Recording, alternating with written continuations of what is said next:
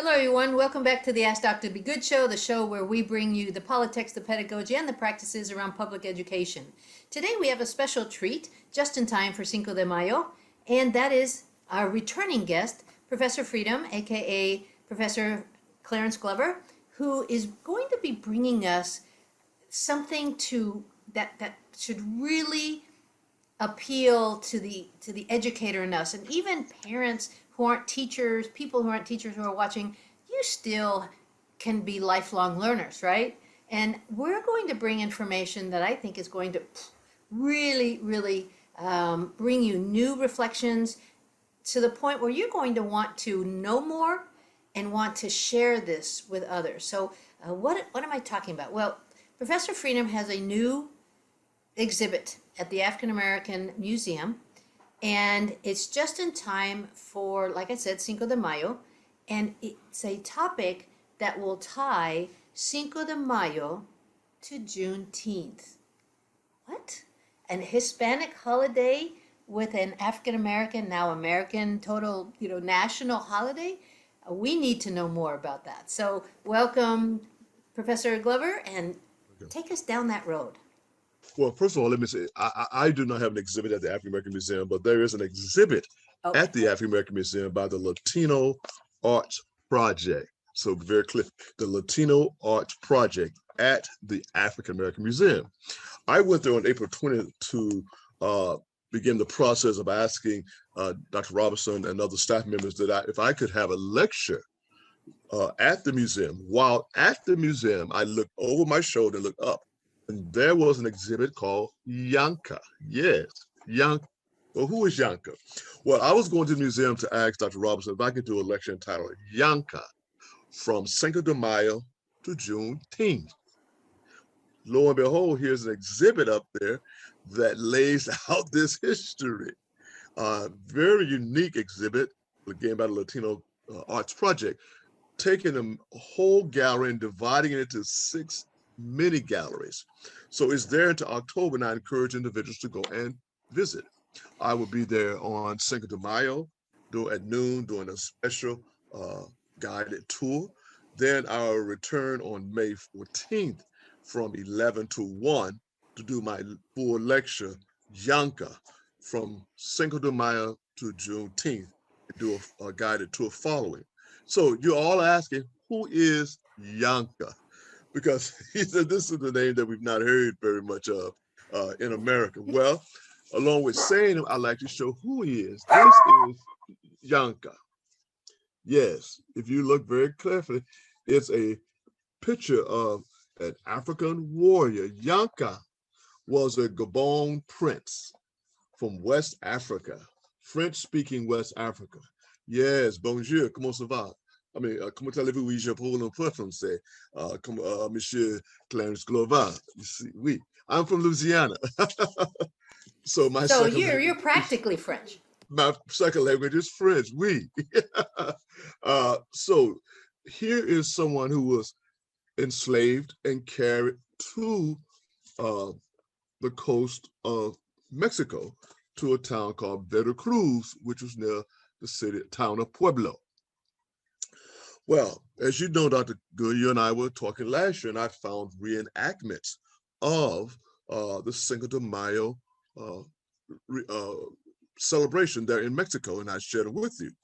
Because I have been doing research, and because I crossed quite a bit of information, said these ragtag farmers who got with the Spanish army and beat the Napoleon III's army. That just didn't register to me with me. Just some old farmers, who just went and fight. So I kept looking, and what I came to find out was one, that Yanka and others were captured and carried to Mexico back in the 1500s. And later on, they would escape and go to the highest peak in Mexico, mountain, and they are called Maroons. And Maroons are escaped African men and women in the Americas who go out and build their settlements throughout the Americas, in Jamaica and other places, even in America. They were farmers and warriors, we like to say, because they were very skilled coming from the tropics. The machete was their tool of choice and weapon of choice. And so they were able to cut trees, do things, and make, living accommodations. But also, because they were warriors, they also protected their land. And in this case, as the Spaniards began to try to take it, no, they would not let them take it. And so eventually, long story short, the viceroys of the Spanish government agreed to give Yanka their near the land. And eventually it became, which is today, Yanka Veracruz, African settlements, eventually marrying and mixing again. Now, as I've said to you earlier, the Spaniards who came here had already been mixed with the Moors in Spain. That's another lecture, but they were actually already Spanish Moors. So, but in 1492, King Ferdinand and Queen Isabella began to engage in what we call Montemoras, to kill the Moors, crush them. Moros, kill Yes, Moors. Moors, yes. So they did not want to raise that issue. So you really had what we call in Louisiana Creoles, people who were already mixed with dark skin, brown hair, conquistadors coming here and mixing with the native Indian women and giving birth to mestizo. So here we already have the blood mixing. But so you're thinking about this. Now we have this battle that when the French, who were at that time trying to get cotton, yes, now we're going to jump from the 1600s now all the way up to 1860s. During the Civil War, France was on the side of Confederacy. They wanted cotton. America wanted guns. So France went in on this particular day, May 5th, thinking they could have this battle, make it possible to get the cotton, bring the guns. Lo and behold, the battle was turned the other way. These individuals, who, if you look at a reenactment, you will see the Spanish army, but also you will see these individuals in these straw hats and these black faces with machetes. What, as a historian, I submit to you, these were the descendants of Yanka. They were descendants. Pueblo and St. Veracruz are very close. So what we have here now, even in the exhibit that we now have at the African American Museum, is an acknowledgement of Yanka, his settlement.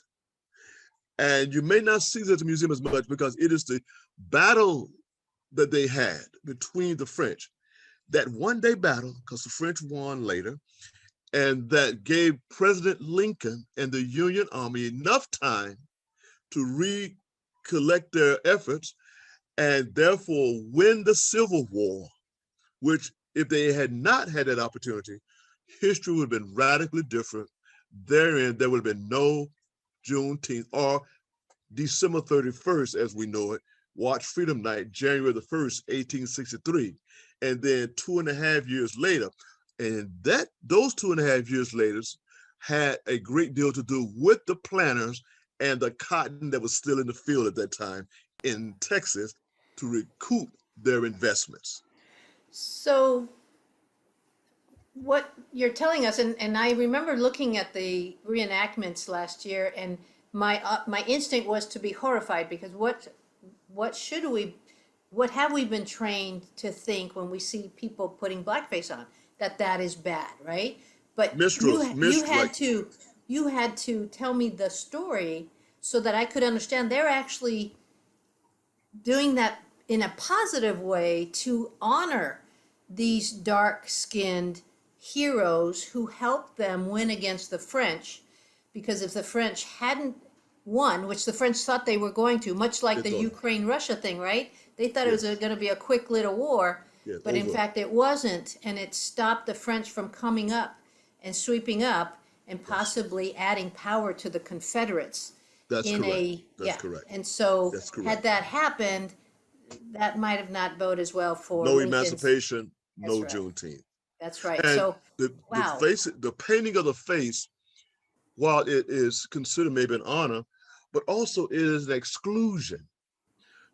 What I submit, and I look forward to going to Veracruz one day, Yanka, because there is a city where the mayor and all of them, UNESCO, they all identifying their presence, and there are people in Veracruz who are dark-skinned people, very dark-skinned people in Yanka, Veracruz to this day.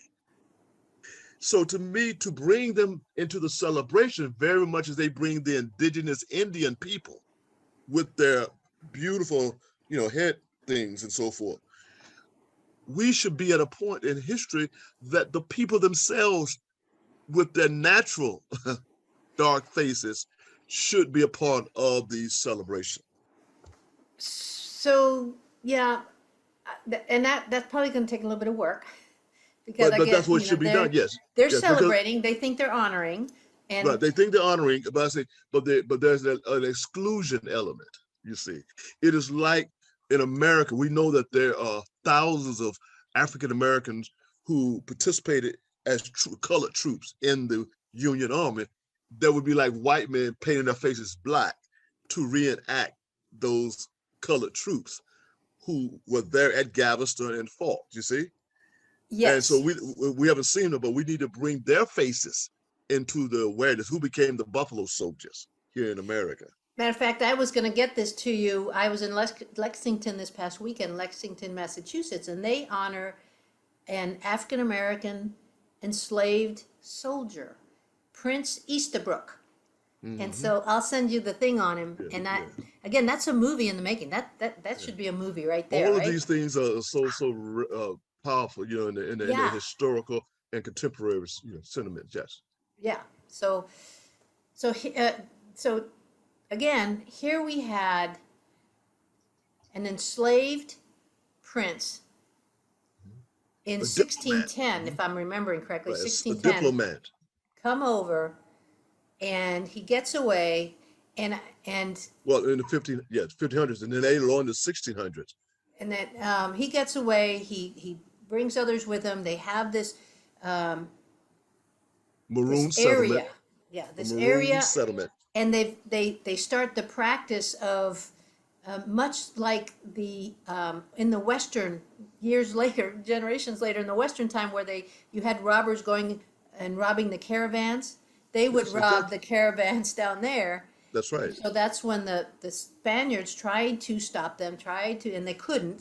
They And could they not. had to settle. The only thing that they could do was to have a peace treaty with Right. Yanka, That's and correct. even that, they said, several times, much like we've done in the past with our Native Americans, they tried to renege on the treaty, right? Correct. But somehow he managed, and He was a diplomat. He was a diplomat. Uh, for me, he's like my Superman. He's a hero, yeah. and And so he was so, able to.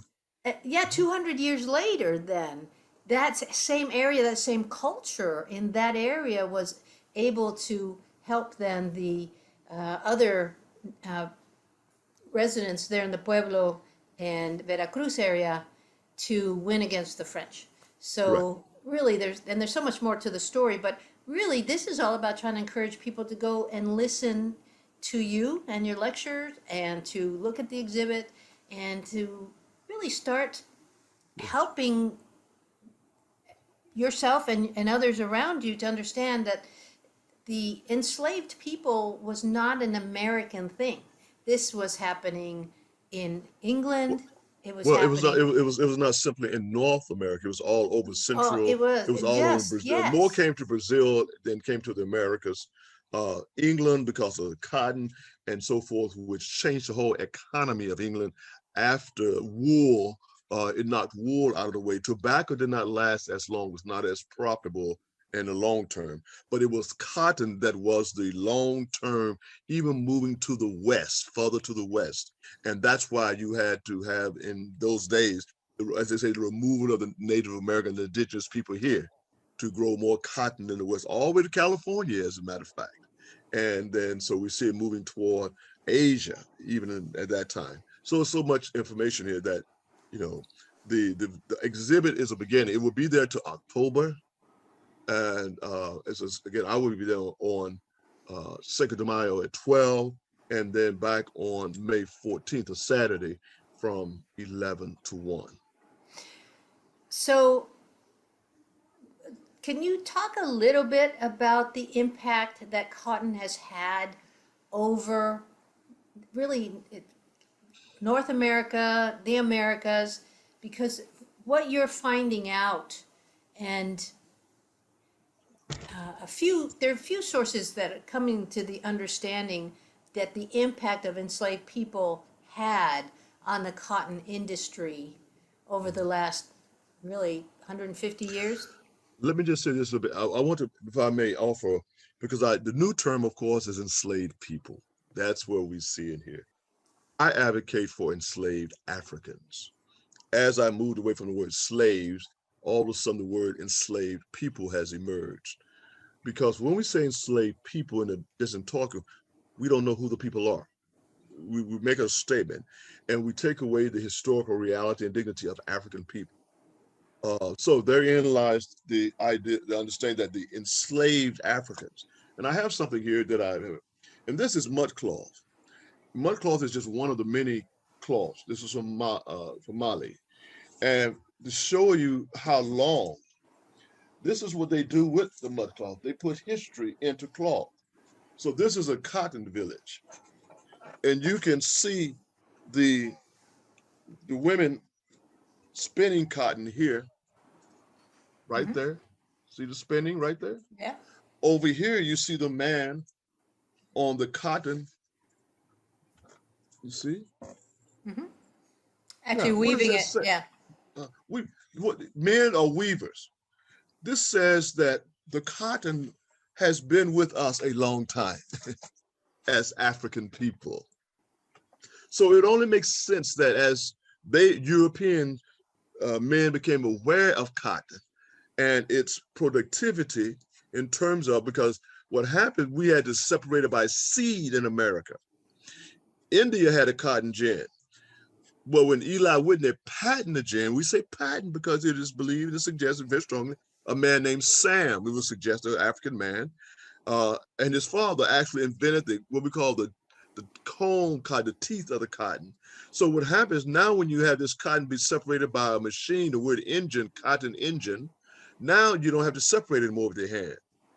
But as we do in Ghana, where we have our stories, the spider, Anansi, who was a god like in mythological Greece and Rome had, Europeans had their stories. The spider showed the people in Ghana how to take the cotton and spin it into thread. And this is what is told today in the paper. So we could tell these stories to our children here, but and many people know this story, teachers know about Anansi.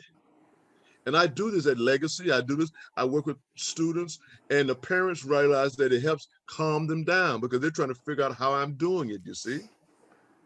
And it gets very thin, as you see, but it's a matter of the mind and the hand. So a long story, so when America could get this fiber quickly, they needed more Africans. Subsequently, the slavery trade increased, and therein cotton becomes king. Dallas becomes the largest inland cotton exchange in the nation in the 1920s. Wow. In the early 1800s, Robert Munger brought the cotton gin making company to Deep Ellum on Trunk Street. That's where the cotton gins were made to be sent out. 1/6 of the world's cotton was picked within a 150-mile radius of Dallas. Ellis County was the largest cotton county in the nation, i.e. the world. So this area was actually the center of King Cotton after Mississippi Delta.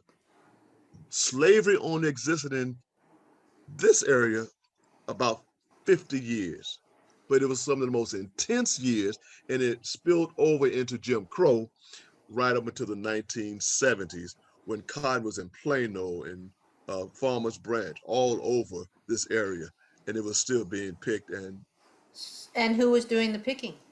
African Americans. Not enslaved, but still. Still, yes, because see, cotton, I'm a cotton picker. Cotton picking did not stop. John Deere's cotton picking machine had not been perfected yet. So each year, we have now, I've established the fourth Monday in October as African American Cotton Pickers Day. You can Google that, African American Cotton Pickers Day, the fourth Monday in October, so that we can have this deep discussion about enslaved African people who picked it and people who were not enslaved who picked it after Jim Crow that still fueled the economic system. So you have African people doing 80% of the work, you might say, on cotton, and maybe getting 20% in Jim Crow.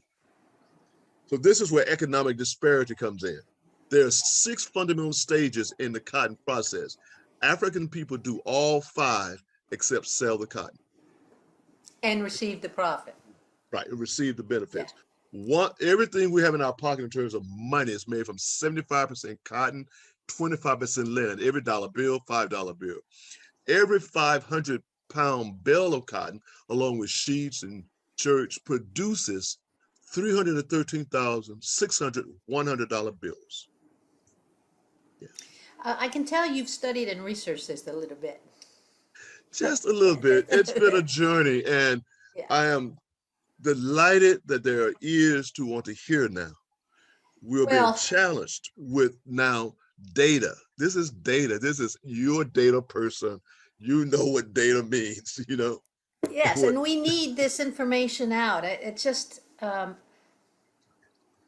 think the more people, white people especially, people who would, who don't take time to think about how the past has impacted really our present and our future if we're not careful. They need to understand the foundational pieces that continue to influence and impact us today. So, yes, it's imperative that more people hear this and start asking more questions about it. It's not only reflecting. And as you ask questions, you raise questions about the type of nation and society we want to live in. How, why do we have so much extreme wealth and extreme poverty? Yeah. How can we balance out that, you see? So as particularly European Americans began to dig deeper in this discussion, this talk, it will challenge. And I submit to many people, it's not just about conversation, but it's also about conversion. It's about change. And change is challenging and it's not easy, but transition is more difficult. Yeah. How do you actually transition? Because I submit to you, we're changing. We're not going back as a nation, as a world. Civilization has advanced out of all the pain. We're going back to buggies and wagons. We're not going back to telephones on the wall, and we're not going back. So in terms of cultural issues, we're not going back. So we have to deal with this transition, the pain. That's what the work I've been doing for years, how to help European American people, men in particular, white men, get ready for the transition, you see. Yeah. Well, as always, time is never our friend, and so we've come towards the end of our podcast. I want to mention again the reminder that you will be doing your lecture at the African American Museum at Fair Park, close to downtown. Yeah, Fair Park, South Dallas. 12 to 1 on Cinco de Mayo. Yes, I'll be there at 12 to 1 on Cinco de Mayo. And then on the 14th, you're doing it again. That's a Saturday. That's a Saturday from 11 to 1 in the auditorium. Okay. The lecture will be in the auditorium, and then we'll be going upstairs to look at the exhibit, Yanka. And I think it's an interesting thing for people to ask more while they're there, to ask more maybe of the Latino people who are there presenting this interesting exhibit, to because that's sort of an interesting blending, right? And well, it's interesting blending, but as I often say to my Hispanic and Latino brothers, as long as you acknowledge that you know that you're a Negro and I'm Negro and we all are Negros together, and Negroes and Black, and that, that's another whole story. But this is a Negro, story, story, and so therein lies a uniqueness. As I say, I'm from Louisiana, so I understand Creoles, Negroes, mixtures, and so forth Texas, I think, is just beginning to understand. Well, it's good you're here. So, Thank you so much, again, Dr. thanks Kimberly. everyone for being here, and we'll talk again soon.